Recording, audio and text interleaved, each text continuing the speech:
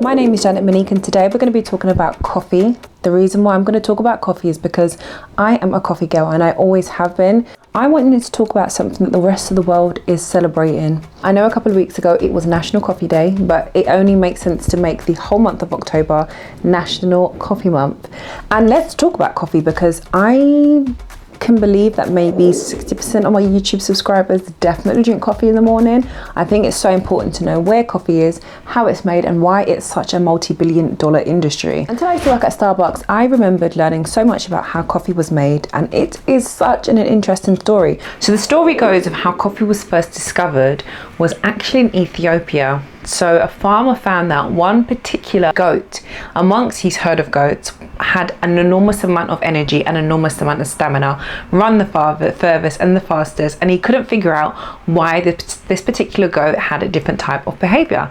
Anyway, upon noticing, he realized that he used to eat from a specific tree or a specific bush, and in that bush were the coffee beans that were growing.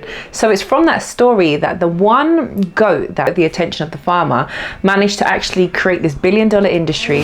A lot of the coffee that has been created and has been widely known has come from Ethiopia. Coffee grown worldwide can trace back to its Ethiopian traits. We are on the east side of Africa, which means that the weather and ecosystem that can create the environment for these coffee beans to grow isn't too far from where my country is. I typically at home will always have an Afri cafe. In this day and age that we live in, I believe that coffee is now more celebrated as a brand than it is as a natural gift that we've been gifted. Tanzania produces high quality coffees. Coffee in Tanzania began in the 16th century.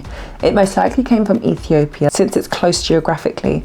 The people of the Haya tribe populated the region. The agriculture and the relationship that Tanzania has with coffee is we genuinely enjoy the process of it being made, but as Tanzanians and as local people, we enjoy the process of how we harvest Tanzanian beans, because the longer it takes to actually harvest the bean, the better and more ripe and beautiful the bean is and the coffee becomes. The process of a coffee bean being planted to the process of your kettle flicking and you're putting your coffee in, it's a long, valuable and loving process, which I think I'm gonna have to dive into another time. I'd like to take the video with that as today. It is the end of October, the beginning of November.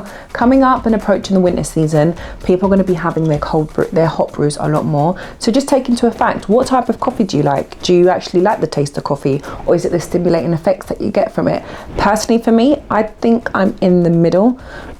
I sometimes think it's a placebo effect, like most things that we actually intake, but the taste I get and the warmth that I get, like I would get with tea, is very satisfying. So I'm gonna always be a coffee lover, and yes. Anyway guys, I'm gonna leave the video here. Asanteni sana and tutonana in my next video. Kwaheri. Bye.